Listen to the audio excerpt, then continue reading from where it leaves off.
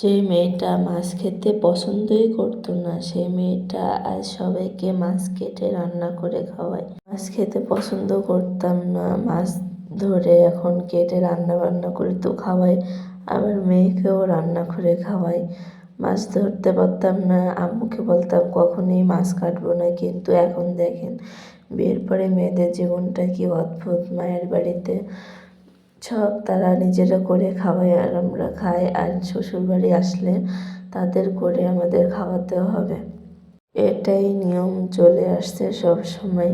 কই মাছ তো কখনোই কাটতে পারি না, কই মাছগুলো এত খারাপ, শুধু কাটা দেয়, কাটা দিয়ে হাতে কেটে দেয়। এখানে আপু আর আমি বসে মাছ কাটছিলাম, আর ছিল হচ্ছে ফার্সে মাছ। ফার্সে মাছটা খেতে অনেক বেশি ভালো লাগে, কই মাছটা আমার কাছে তেমন ভালো লাগে না, একটু গন্ধ গন্ধ লাগে। আগে কিন্তু একটু মাছ খেতাম না, এখন মাছ খাওয়া শিখে গেছি।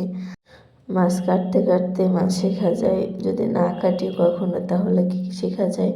যখন বিয়ে হয়েছে তখন কিন্তু মাছ ধরতেও পারতাম না, ভয় লাগতো।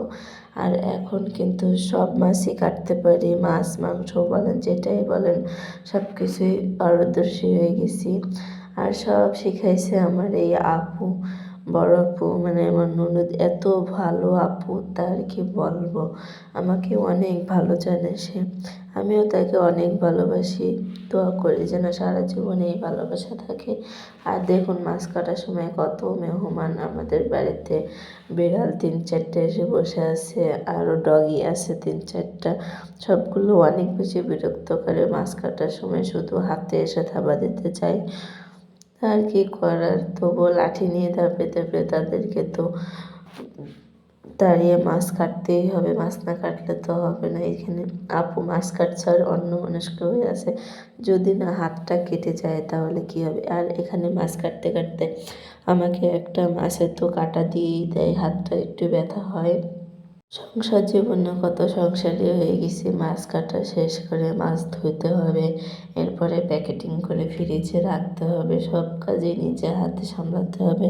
মাছ কাটা শেষ করে ফ্রিজে রেখে আবার রান্নাও করতে হবে, রান্নার জন্য মাছ আলাদা করে সুন্দর করে ধুতে হবে। আর দেখুন এই যে মালসা, এটা হচ্ছে মাটির মালসা। গ্রামের দিকে কিন্তু এই মাটির মালসায় মাছ পরিষ্কার করে, মাটির মালসাতে কিন্তু মাছ অনেক বেশি পরিষ্কার হয়, বেশি সময় ঘষা লাগে না, ইটের পরেও ঘষা লাগে না। এই মালসাতে একবার ঘষা দিলেই হয়, তাহলে সাদা হয়ে যায়। মাছ যদি ভালো পরিষ্কার না হয় তাহলে কি মাছ খেতে ভালো লাগে? কেমন ঘেন্না ঘেন্না লাগে। এই জন্য সবসময় চেষ্টা করি ঘরে মাটির মালসা রাখার। আর কই মাছটা কাটছি, এই কই মাছটাই আমাকে ব্যথা দিয়েছে, এত খারাপ এই মাছটা, শুধু উঠাউঠি করছে, নড়ানড়ি করছে, মানে কাটতেই দিচ্ছে না আমাকে ঠিক করে। আমার মাছ কাটা শেষে আপুকে একটু দিলাম কয়টা কেটে, কারণ আপু তাড়াতাড়ি কাটতে পারে না, আমি কিন্তু মাছ কাটতে পারি তাড়াতাড়ি। ভিডিওটাই পর্যন্ত এসে